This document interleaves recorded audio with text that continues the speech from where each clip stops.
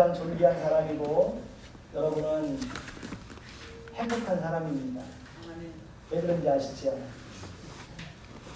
하나님을 믿는다는 그 자체가, 하나님을 예배할 수 있다는 그 자체가 우리에게는 큰 행복이고 기쁨입니다.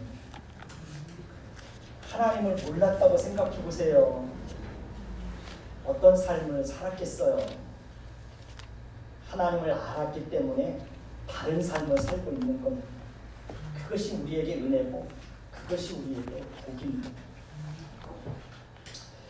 다윗이 선지자의 말씀을 듣고 유다 땅으로 들어가 헤렛 수풀에서 일행들과 함께 몸을 숨기고 있었습니다. 그때 사람들이 다윗에게 급한 소식을 전하였습니다. 다윗에게 전달된 소식은 블레셋 사람들이 그일라를 쳐서 추수한 곡식을 다 빼앗아 간다는 것이었습니다. 그일라는 유다 성읍에 속한 지역입니다. 블레셋 사람들은 악한 사람들이라 농사를 다 지어서 추수할 때가 되면 그때 쳐들어와서 곡식을 다 빼앗아 가는 겁니다. 그러니 이스라엘 백성들의 삶이 얼마나 고통스럽고 괴로웠겠습니까? 그러나 사울왕은 백성들의 삶은 돌아볼 생각도 하지 않고 오직 다윗을 죽이는 일에만 빠져 있었습니다. 그런 상황에서 다윗은 하나님께 진지하게 기도를 드립니다. 다윗의 입장에서 보면 그일라 사람들이 고통당하는 것을 충분히 외면할 수도 있습니다. 왜냐하면 그 또한 도망다니는 처지에 놓여 있었기 때문입니다. 다윗의 입장에서 보면 누구를 돕고 누구를 돌아보고 그럴 상황이 절대 아닙니다. 다윗과 그의 일행들이 어디에 나타났다고 하면 사울은 당장에 군사들을 보내서 다윗과 그의 일행들을 죽이려고 쫓아올 것입니다. 그런 상황에서 다윗은 그일라 사람들이 고통당하고 있다는 소식을 듣게 되고 그들이 고통당하는 것을 외면할 수 없어서 하나님께 기도합니다. 내가 가서 이 블레셋 사람들을 치리이까? 내가 가서 이 블레셋 사람들을 치리이까? 라고 하나님께 묻습니다. 하나님은 다윗의 그 기도를 들으시고 가서 블레셋 사람들을 치고 그일라를 구원하라고 말씀하셨습니다.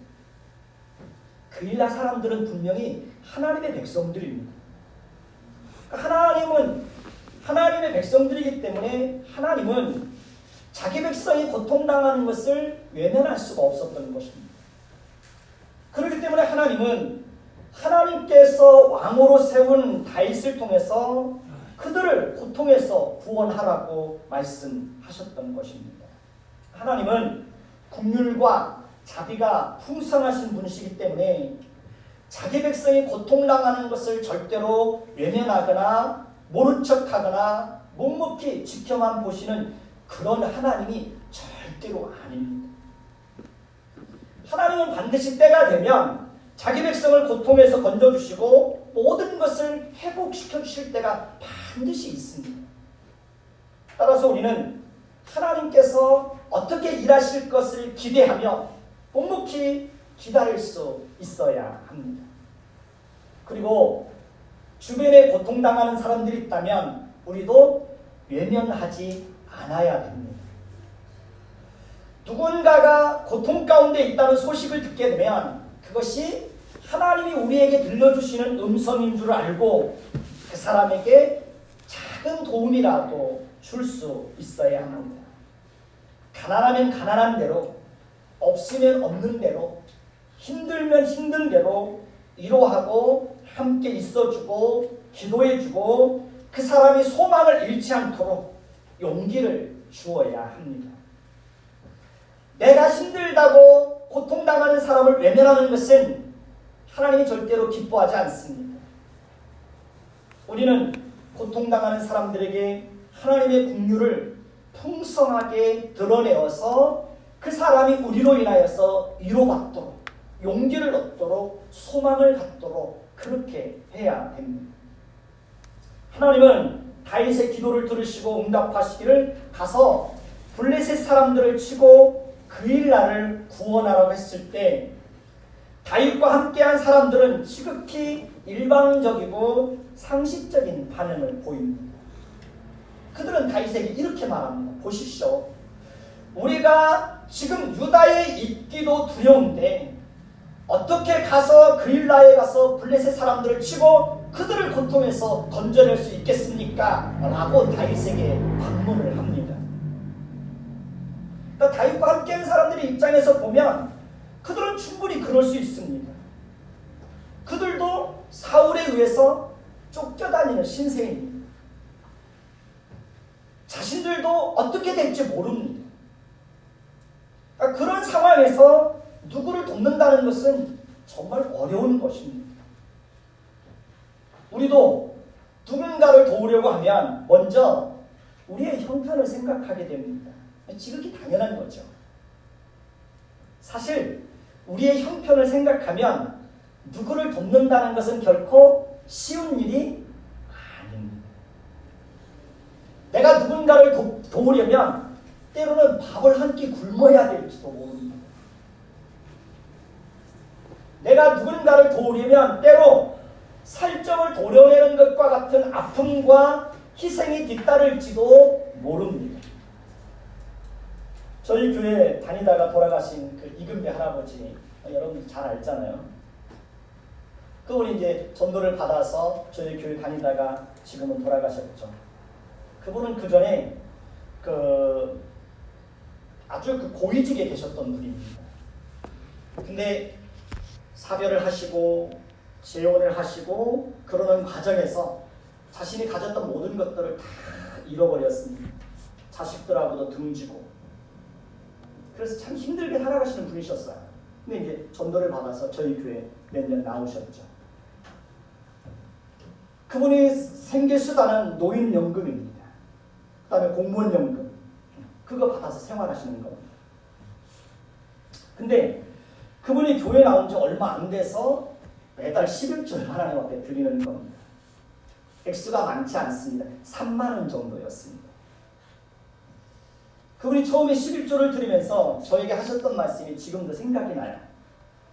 11조를 드리면서 저에게 그런 말씀을 하세요. 11조를 드리는데 살점이 떨어져 나가는 것 같은 아픔이 있었다는 겁니다.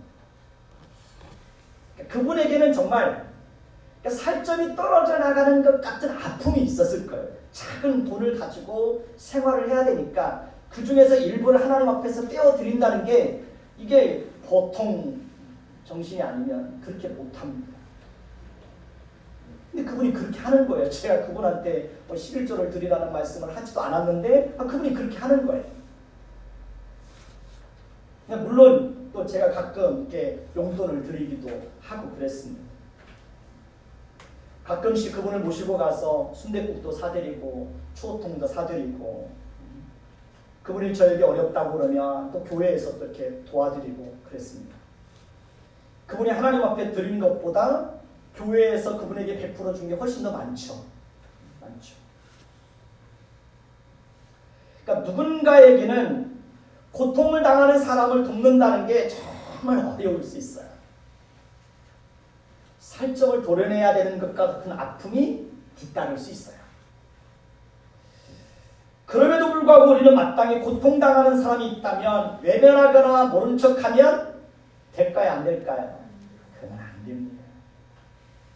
고통당하는 사람에게 따뜻하게 손을 내밀어서 그들의 손이 부끄럽지 않도록 그 손을 꼭 잡아줄 수 있어야 됩니다. 저도 제가 힘들 때 기꺼이 손을 내밀어서 제 손을 따뜻하게 잡아준 사람들이 참 많이 있습니다. 부끄럽지 않게 그 손을 꼭 잡아주는 거예요. 그 전에 교회를 이렇게 지하에서 저쪽으로 이전할 때 그때 이렇게 돈이 많이 필요했습니다. 근데 내가 누구한테 가서 손을 내밀면 내 손을 따뜻하게 잡아줄 수 있을까? 내가 누구한테 손을 내밀면 나를 부끄럽지 않게 할 수 있을까? 라고 생각하는데 한 분이 생각났어요. 그래서 그분에게 찾아갔어요. 예배당을 이전하는데 지금 교회 형편이 이렇고 이 정도의 돈이 필요합니다 라고 말했더니 그분이 이렇게 말씀하시는 거예요. 정말 잘 오셨다. 정말 잘 오셨다. 그리고 얼마가 필요하냐고. 얼마가 필요하냐. 근데 제가 그분에게 말했던 액수보다 그분이 훨씬 더 많이 주셨어요. 많이 주셨어요. 저는 지금도 그분의 고마움을 잊지를 못해요. 잊지를 못해요. 너무 따뜻하게 손을 잡아줬고 손 내밀었던 제 손이 부끄럽지 않게 그 손을 꼭 잡아준 거예요. 저는 아마 제 목회에 대한 그 글을 쓴다면 한 페이지가 그분에 대한 내용으로 채워질 것 같아요. 저는 그렇게 따뜻한 사람도 봤어요.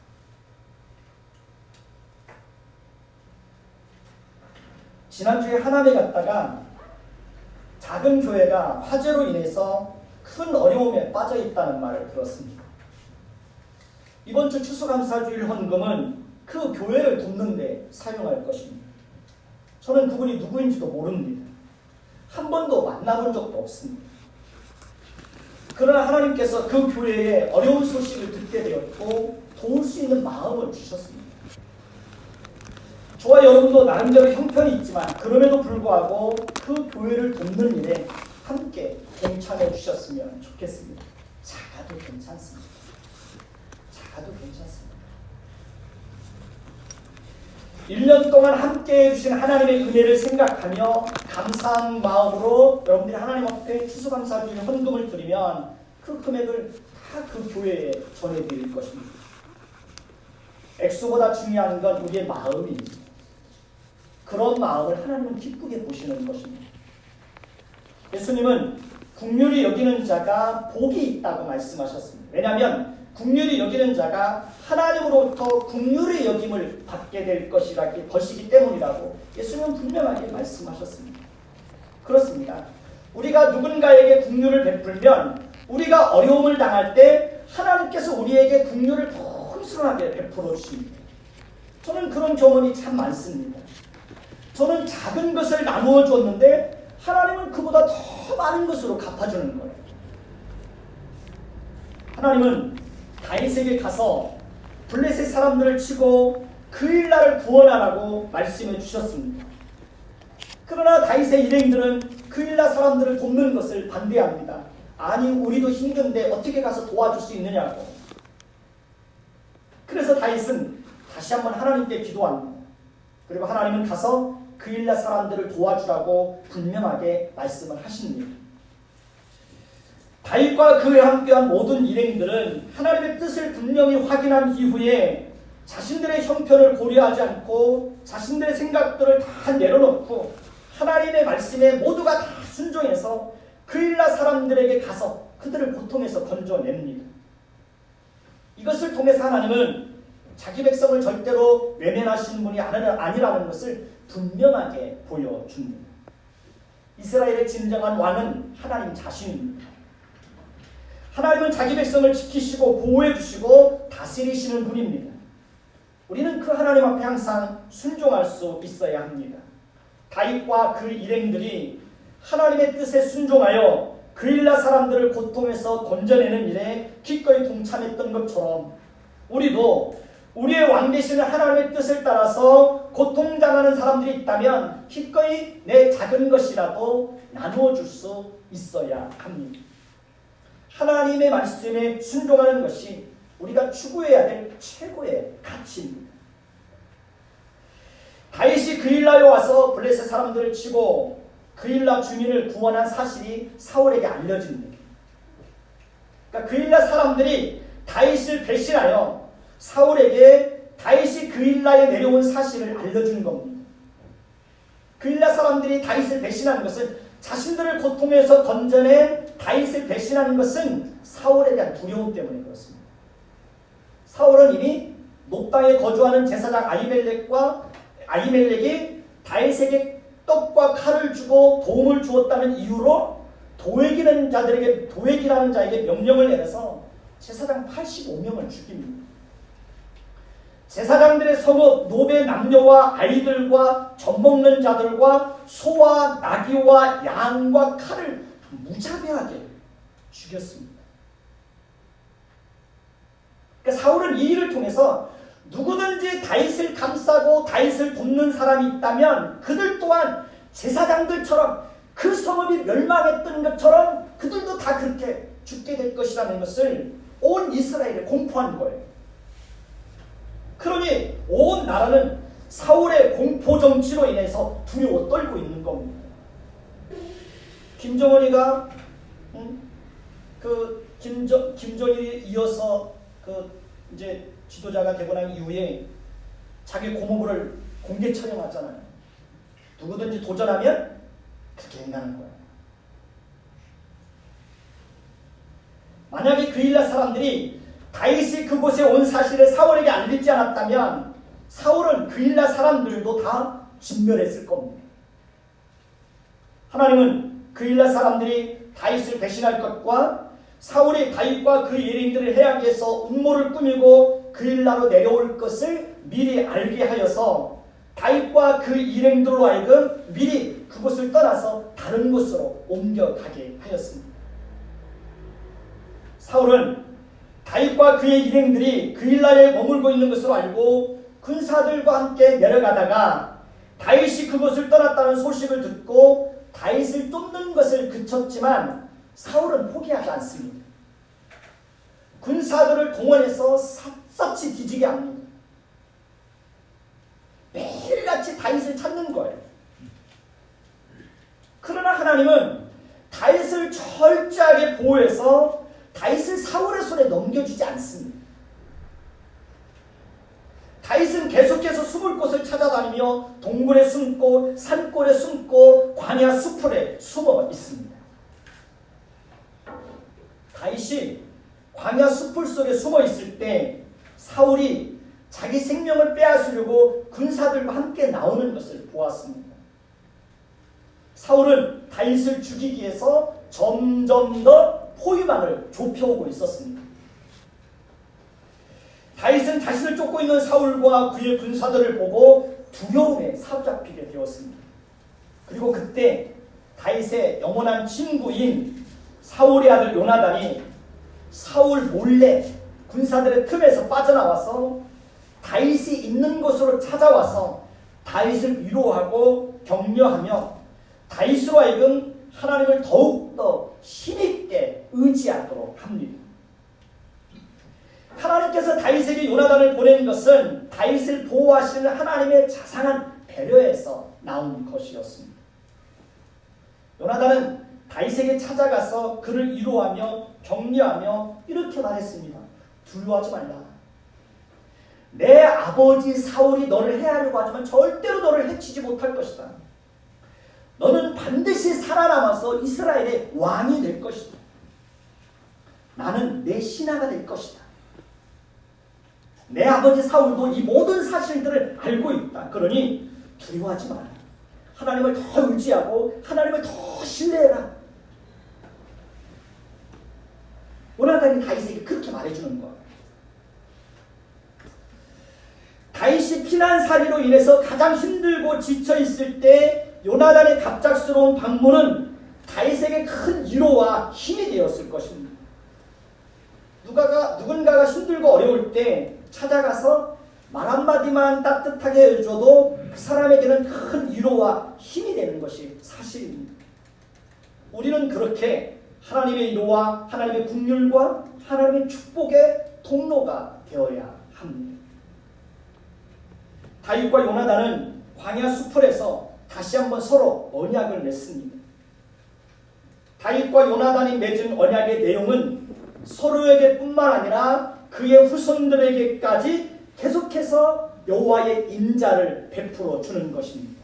인자는 지속적이고 변함없는 사랑을 베푸는 것입니다. 그러니까 다윗과 요나단 사이에 맺은 언약은 절대로 깨질 수가 없습니다. 왜냐하면 그들은 하나님을 사이에 두고 서로에게 언약을 맺었기 때문에 그렇습니다. 그러니까 하나님이 그 언약의 중보자이고 하나님이 그 언약의 보증인입니다. 그러니까 다윗과 요나단 사이에 하나님이 중재자로 있는 거예요. 그러니까 서로에게 서로가 언약을 맺었는데 그 언약은 그래서 깨질 수 없는 거예요. 그러니까 다윗과 요나단은 하나님을 중보자로 해서 서로에게 언약을 맺었기 때문에 그들은 서로에게 살아있을 때뿐만 아니라 요나단이 죽을 이후에도 다윗은 요나단의 후손에게 지속적이고 변함없는 사랑을 베풀어 줍니다. 왜? 그 언약의 중보자가 하나님이기 때문에 그렇습니다. 요나단은 아버지 사울과는 달리 정말 하나님의 사람이었습니다. 그러니까 요나단은 처음부터 다윗을 사랑하기를 자기 생명처럼 사랑하고 아껴주었습니다. 요나단은 다윗에게 자기의 겉옷을 벗어줍니다. 자기의 군복과 칼과 활과 띠도 다 다윗에게 내줍니다. 요나단이 다윗을 위해서 그렇게 한 것은 하나님께서 다윗을 이스라엘의 왕으로 세우셨다는 사실을 그는 알고 있었기 때문에 그렇습니다. 그래서 요나단은 하나님이 세우신 질서를 존중하고 그 질서를 지키기 위해서 기꺼이 자신의 모든 권리를 다 포기하고 다윗의 다음이 되기로 작정을 한 겁니다. 요나단은 사울이 비록 자신의 아버지이지만 사울의 명령을 따를 수가 없었습니다.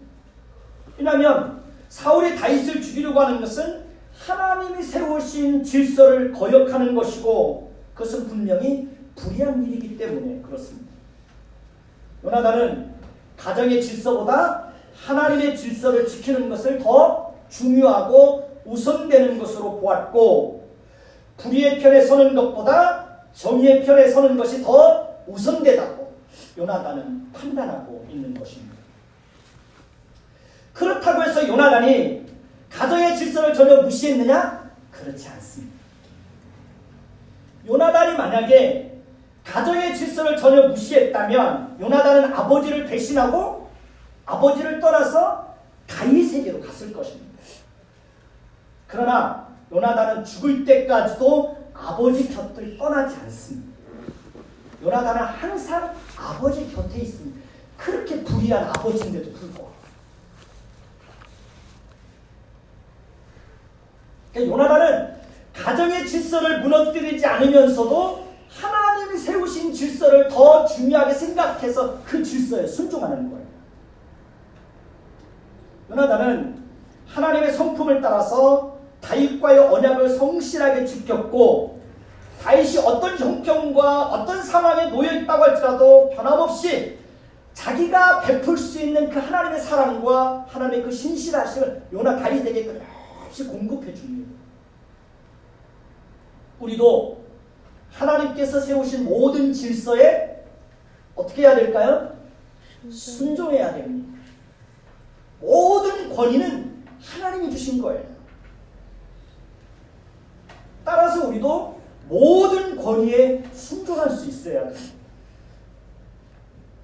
나라에도 질서가 있습니다. 교회에도 질서가 있습니다. 가정에도 질서가 있습니다. 어느 곳에 가든지 질서가 있습니다. 질서가 무너지면 나라도 교회도 가정도 어느 단체나 모임도 건강할 수가 없습니다. 하나님은 질서의 하나님이십니다. 하나님은 어지러운 걸 싫어하세요. 제가 늘 말씀을 드리지만 가정 안에서 아내는 남편에게 어떻게 해야 돼요? 항상 아내는 남편에게 항상 어떻게 해야 돼요? 순종해야 돼요. 남편은 그런 아내를 어떻게 해야 돼요?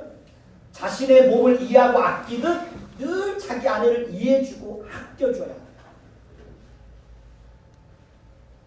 저도 그렇게 살려고 해요. 자녀는 부모에게 항상 어떻게 해야 돼요?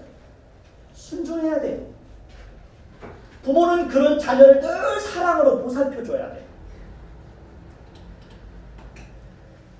아랫사람은 윗사람에게 항상 순종해야 돼요.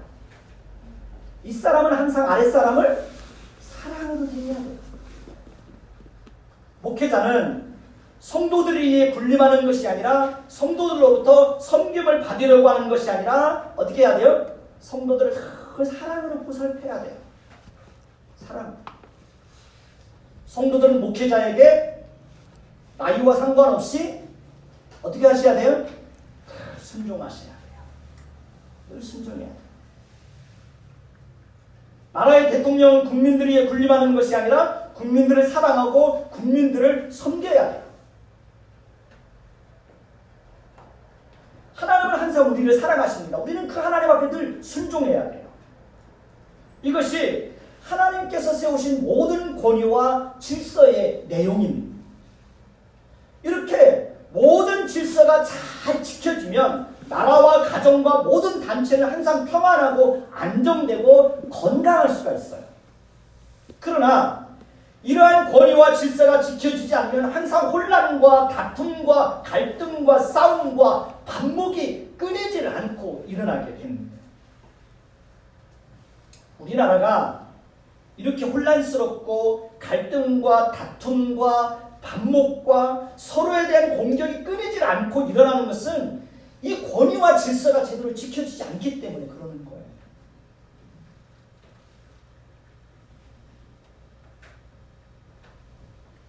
모든 권위와 질서에 순종하는 것이 지혜입니다. 지혜.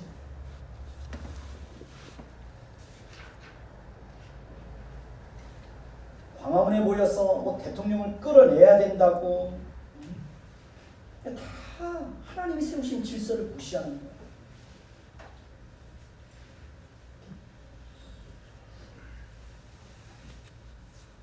군중의 힘으로 누구를 끌어내리는 것, 그것은 올바른 방법이 아니에요.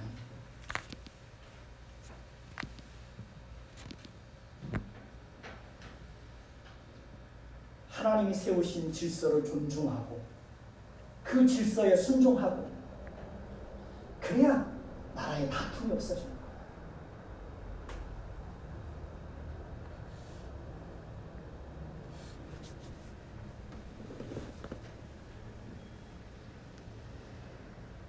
우리나라가 어느 순간에 보니까 뭔가 막 군중들의 힘으로 막 뭘 바꾸려고 하고 군중들의 힘으로 막 누구를 끌어내려고 하고 막 그렇게 나라가 변해버렸어요.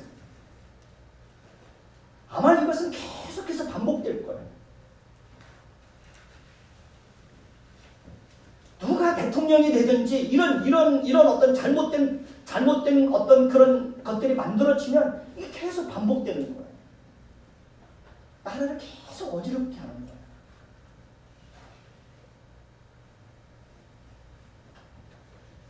권위에 대한 도전, 질서에 대한 도전, 나라가 어떻게 되겠어요?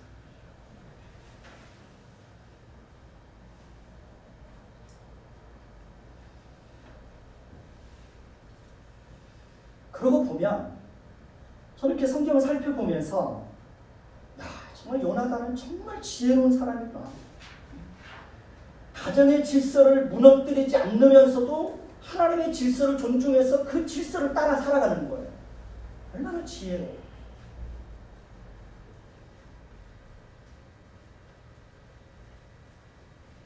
요나단이 그렇게 할 수 있었던 것은 자신의 모든 욕심을 다 내려놓았기 때문에 가능한 거예요. 정치적 야망, 권력에 대한 탐심, 세상에서의 성공과 명예를 다 내려놓을 수 있었기 때문에 하나님이 세우신 질서에 순종할 수 있었던 거예요.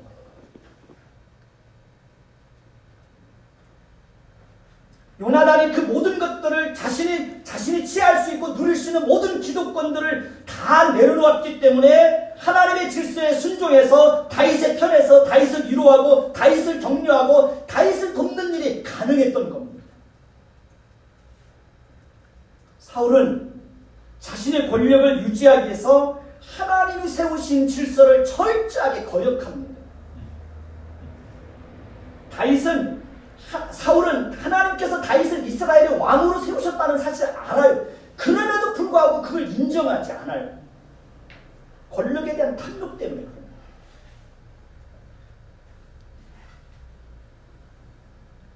욕심이 죄를 낳고 죄가 장성한 즉 사망을 낳는 거예요.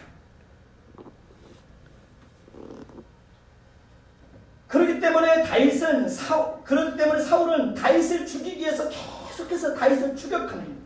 다윗은 계속 쫓겨다니는 거예요. 오늘 말씀 23절을 보시면 사울은 군사들에게 다윗이 숨어있는 모든 것을 정탐해서 보고하라고 합니다.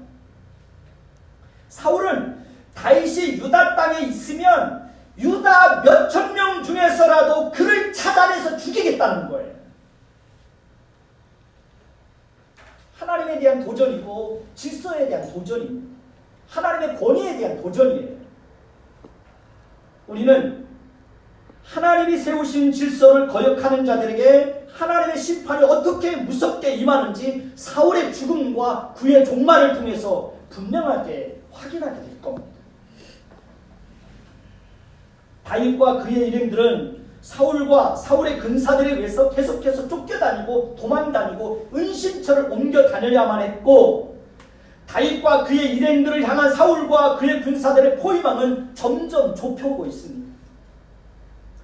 다윗과 다윗의 일행들은 포위망이 점점 좁혀오게 되자 이산 저산으로 긴박하게 도망다니기 시작합니다. 그리고 어느 순간에 완전히 사울과 사울의 군사들의 포위망에 걸려들어서 꼼짝없이 몰살당할 절체절명의 위기에 맞닥뜨리게 되었습니다. 사울과 사울의 군사들이 다윗과 그의 사람들을 에워싸고 잡으려고 하는 순간 전령이 사울에게 와서 이렇게 말합니다. 급히 오십시오. 블레셋 사람들이 지금 쳐들어왔습니다. 사울이 다윗을 잡아서 죽이기 위해서 혈안이 되어 있을 때 블레셋 사람들이 그 틈을 이용해서 유다 땅에 쳐들어온 것입니다. 사울은 유다 땅에 블레셋 사람들이 쳐들어와서 전쟁이 일었다는 소식을 듣고 다윗을 목전에 두고도 잡지 못하고 다윗을 쫓는 것을 그치고 스스로 포위망을 풀고 블레셋 사람들을 치기 위해서 돌아갑니다. 하나님은 다윗과 그의 일행들이 사울의 포위망에 걸려서 꼼짝없이 죽을 수밖에 없는 위급하고 절박한 상황에서 블레셋 군인들을 동원해서 전쟁을 일으키게 하여 사울로 하여금 어쩔 수 없이 다윗을 쫓는 일을 멈추게 합니다. 하나님은 자기 백성들이 스스로의 힘으로 아무것도 할 수 없고 어떤 절박한 상황에서 스스로의 힘으로 빠져나올 수 없을 때 하나님은 그때 기가 막히게 그 인생 속에 간섭해 주십니다. 스스로의 힘으로 절망과 좌절과 고통에서 빠져나올 수 없을 때 하나님은 그 인생 속에 간섭하셔서 손대밀어서 그 고통과 절망과 좌절에서 건져내십니다. 하나님은 놀라우신 분입니다. 하나님은 우리의 힘으로 할 수 없을 때 하나님이 하십니다. 아무도 우리를 도울 수 없을 때 하나님은 우리가 전혀 기대하지 못했던 방식으로 우리에게 찾아와 주시고 우리에게 도움을 주시고 우리를 어려움에서 벗어나게 하십니다. 하나님은 제 인생 가운데도 늘 그렇게 찾아오셨습니다. 다윗과 함께 하신 하나님은 언제나 우리와 함께 하시는 분이십니다. 다윗을 도우셨던 하나님은 언제나 우리를 도우시는 분입니다. 아무 조건 없이, 아무 이유 없이 여러분들이 절망과 좌절에 빠져 있을 때 하나님은 기꺼이 여러분들의 인생 속에 뛰어들어서 간섭해 주시고 끌어주시고 건져주시고 세워주시고 회복시켜 주십니다.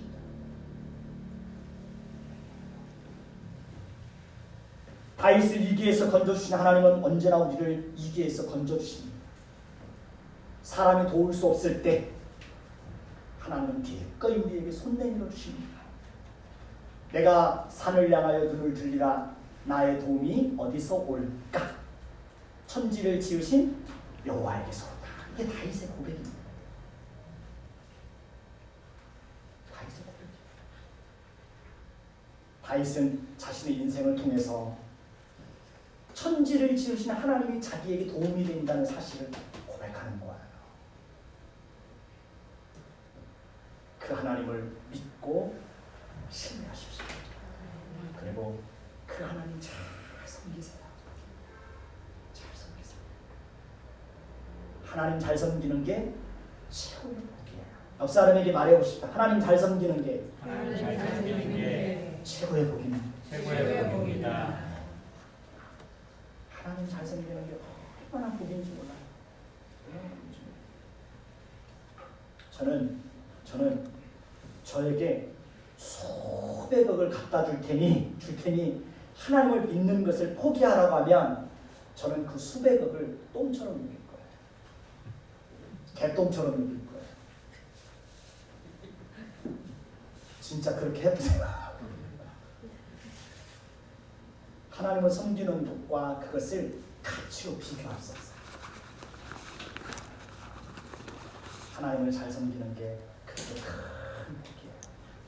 이 땅에서 살아가는 동안 끝까지 제가 다윗의 얘기를 하는 것은 다윗에게 함께 하신 하나님은 오늘도 변함없이 동일하게 우리와 함께 하시는 하나님이시기 때문에 그러는 거예요. 그것은 다윗의 얘기지 그렇지 않아요. 다윗의 생애를 통해서 하나님은 우리에게 하나님 자신이 어떤 분인가를 오늘도 여전히 알려주는 거예요. 그러니 그 하나님 잘 섬겨보십시오. 여러분들의 인생에 많은 변화들이 있을 거예요. 기도하겠습니다. 하나님, 다윗과 함께 하시는 하나님은 우리와 함께 하시는 하나님이십니다. 다윗이 어떻게 할 수 없는 그런 절체절명의 위기에 빠져 있을 때 하나님은 기가 막히게 그때를 놓치지 않고 하나님께서 다윗을 그 위기의 상황에서 벗어나게 하시는 놀라운 일들을 행하시는 것을 우리는 말씀을 통해서 확인하게 됩니다. 하나님, 다윗에게 함께 하신 하나님은 오늘도 여전히 우리와 함께 하시는 하나님이십니다. 다윗이 경험했던 그 하나님을 우리도 여전히 경험할 수 있는 그런 은혜가 우리에게 임하게 하옵소서. 하나님을 믿고 하나님을 섬기는 것이, 하나님의 말씀을 따라 살아가는 것이 우리 인생을 얼마나 복되게 하는지를 우리가 절절하게 깨닫는 은혜가 있게 하여 주옵소서. 예수 그리스도의 이름으로 감사하며 기도드립니다. 아멘.